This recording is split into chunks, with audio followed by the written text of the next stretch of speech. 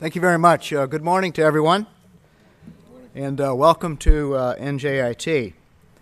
We're very pleased to welcome all of our participants and distinguished guests from across the country. We're also pleased that the Alliance for Digital Equality has chosen NJIT as the venue for this summit on digital empowerment. The theme, broadband closing the economic divide, resonates strongly with an essential aspect of NJIT's mission. For well over a century, we've been committed to bridging the divide between the aspirations of highly talented individuals and education at the forefront of science and technology. NJIT is one of the most diverse universities in the nation, which is reflective of our historic commitment to educational empowerment regardless of gender, race, cultural background, or personal economic circumstances. It's my pleasure to introduce the next speaker, who will welcome you on behalf of the city of Newark. Obviously, Newark is NJIT's hometown university, and it is where Beth and I reside. And I also like to remind the next speaker, it is where we vote. The Honorable Cory Booker, Mayor of Newark.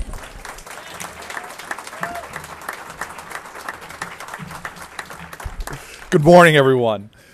Indeed, it is good to be here in the city of Newark, but I am thrilled that this conference, which was last held in Los Angeles, has chosen the great city of Newark to locate. But what I'm even more thrilled about is that we are focusing right now on what is important. I was out in Silicon Valley and visiting various companies out there, and whether it was eBay telling me that now in New Jersey alone, there are thousands of people that don't leave their homes but make their living by working on eBay's platform to trade and sell goods and services.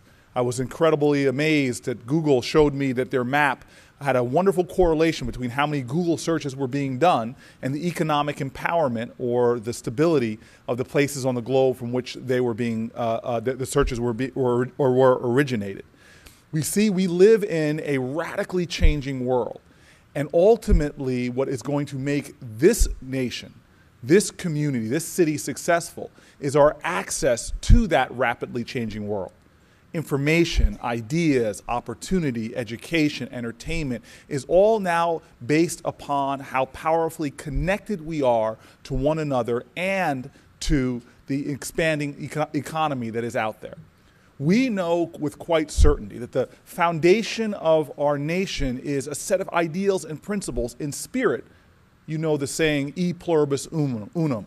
You know the great Martin Luther King, who sat in a jail cell and reminded us that we were all caught in an inescapable network of mutuality tied in a common garment of destiny. These spiritual ideals of connectivity, these spiritual ideals of making one out of the many are what we're talking about.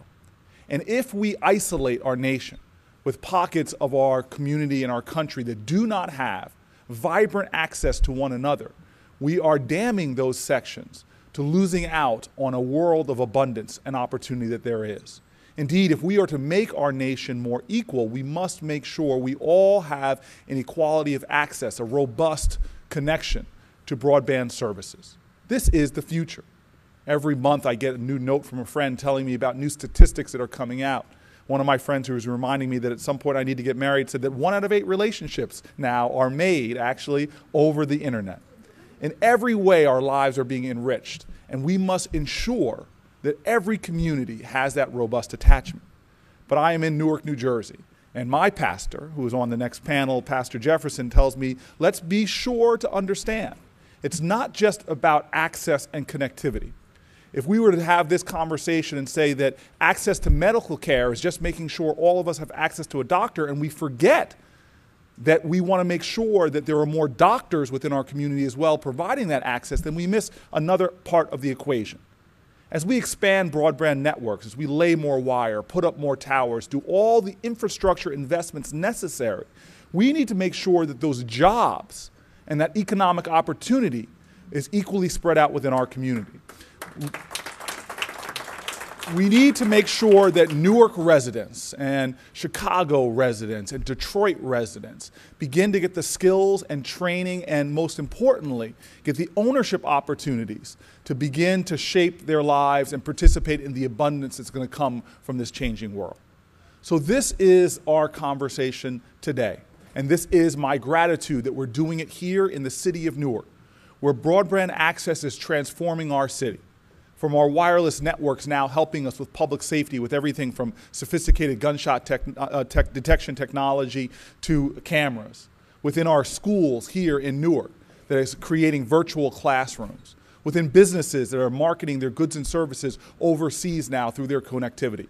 All of this is helping to change our city, to make it more vibrant, to make sure that the American dream is wild and abundant in all of our communities as well as the streets of the city of Newark. So today I give my gratitude to everyone who is participating. I give my gratitude to those leading this conference. And I share with them a bold vision of America to come, where all of us enjoy the abundance, the beauty, the love, and the truth that are our ideas.